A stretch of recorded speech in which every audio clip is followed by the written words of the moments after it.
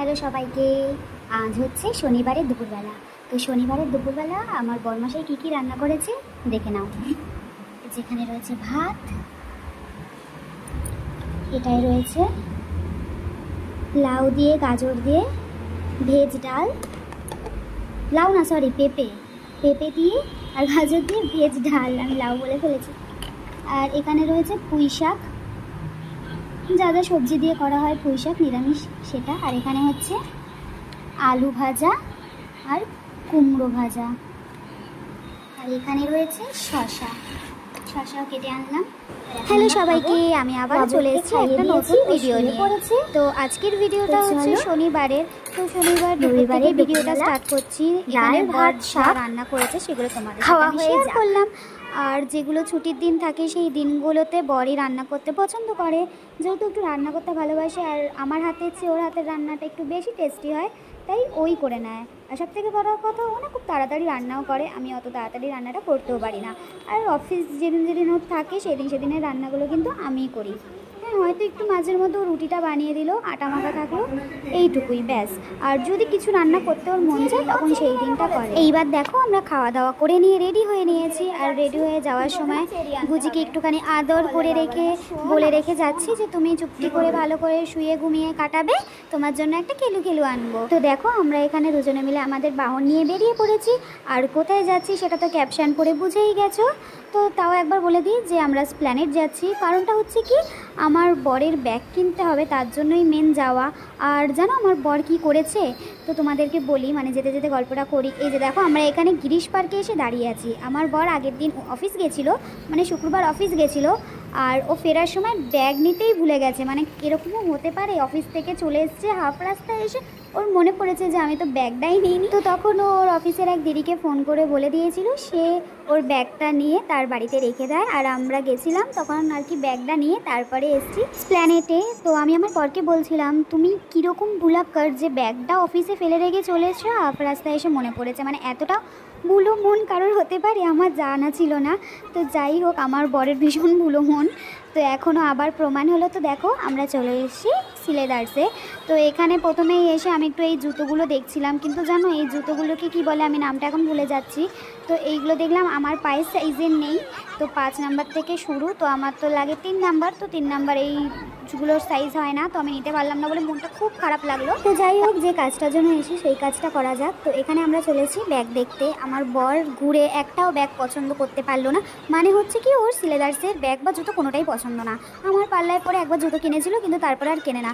কিন্তু আমি তো জুতো কিনবই মনে মনে ঠিক করে গেছিলাম, তার জন্য চলে এসেছি। এই যে দেখো জুতো পছন্দ করছি, তো অনেকগুলো জুতোই দেখছিলাম। আর আমার না এরকম স্যান্ডেল টাইপের জুতো পরতে খুব ভালো লাগে, তাই আমি গিয়ে এরকম জুতোই খুঁজছিলাম আর দেখছিলাম। তো এইখানে দুটো জুতো পছন্দ হলো, তো সেটাই দেখছিলাম কোন কালারটা ভালো লাগে। তারপরে যে এইটা নিয়ে নিলাম। তো কেমন হয়েছে জুতোটা জানিও তোমরা কমেন্ট করে। আর তারপরে নিজের জন্য একটু ব্যাগও দেখছিলাম, 2-3টে পছন্দ হয়েছিল, কিন্তু আমার বর বলছে তোমার যেটা ইচ্ছা সেটা না।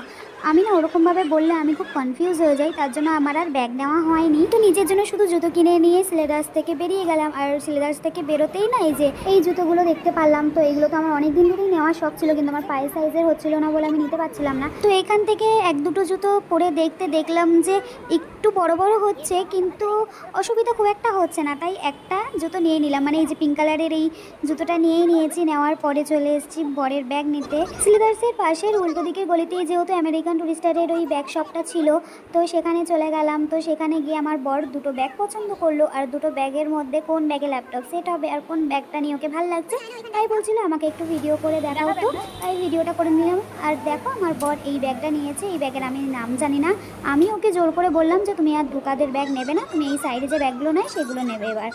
তো যাই হোক, ব্যাগ কেনাকাটি হয়ে গেছে, চলে এসেছিলাম ল্যাবুর টেরি নিতে। তো ল্যাবুর জন্য টেরি নিতে এসে টেরির যা দাম, বাবারে বাবা, মাথায় হাত। তো বললাম যে চলো আমরা দেখে নিয়েছি অনেক টেরি, তো এখান থেকে নেওয়া যাবে না। এখানের থেকে বরং অন্য যে দোকানগুলো রয়েছে বাড়ির পাশে সেখানে বোধহয় টেডি বিয়ারের দামগুলো যথেষ্ট কম নেয়।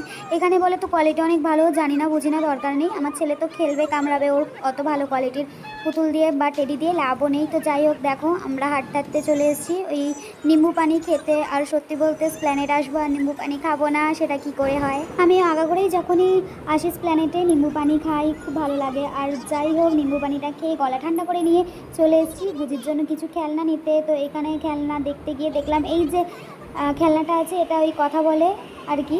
তো সেই খেলনাটাই নিয়ে নিলাম। আর এখানে আমার এই পুতুলটা দেখে এত পছন্দ হয়েছে, তাই ভিডিও করে নিলাম। বরকে বলেছি আমার জন্মদিনে তুমি এবারেই পুতুলটাই আমাকে দিও।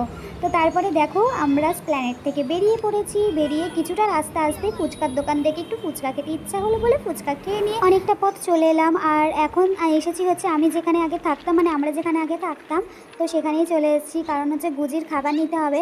তো রাস্তায় আস্তে আস্তে ঠিক হলো যে একবারে যখন বাড়ি ফিরছি কিছুটা ঘুরে গেলে গুজির খাবারটা নেওয়া হয়ে যাবে, তাই ঘুরে গিয়ে গুজির খাবারটা নিয়ে তারপরেই বাড়ি যাওয়া যাক। তো এখান দিয়ে দেখো চলে আসছি। আর পুরোনো দিনের কথা আর আমার পুরোনো লোকজন, মানে আমার ওই দুটো দিদিকে এত মিস করছি বলার মতো না। আর হাতে হয়তো সময় নিয়ে গেলে আমি তাদের সাথে দেখা করে আসতে পারতাম, কিন্তু হাতে যেহেতু একদমই সময় ছিল না আর এত তাড়াহুড়োর মধ্যে ছিলাম, তাই কারোর সাথে দেখাও করতে পারলাম না। তোমরা এই ভিডিওটা দেখে থাকলে প্লিজ আমার উপর কেউ রাগ করো না। সত্যি বলতে তোমাদেরকে আমি কিন্তু খুব মিস করছিলাম। তারপরে দেখো গুজির খাবার দাবার নিয়ে নিলাম, নিয়ে এসে এখানে বাটারস্কচ খেয়ে নিচ্ছি। আর বসে বসে দেখছিলাম ওই যে আমাদের রুম এখান থেকে দেখতে পারতাম। তো যাই হোক, এখানে খাওয়া দাওয়া করে চলে আসলাম বাড়ি। আর বাড়িতে ঢোকার আগে আমি গুজির জন্য আর আমার গোপুসোনাদের জন্য একটু আইসক্রিম নিয়ে নিলাম। আজকের মতো ভিডিওটা এখানেই শেষ করছি। ভিডিওটি ভালো লেগে থাকলে অবশ্যই একটা লাইক করে দিও। সবাই খুব ভালো থেকো, সুস্থ থেকো এবং সাবধানে থেকো। দেখা হবে খুব তাড়াতাড়ি অন্য একটি ভিডিওতে। ততক্ষণের জন্য টাটা, বাই বাই সবাইকে।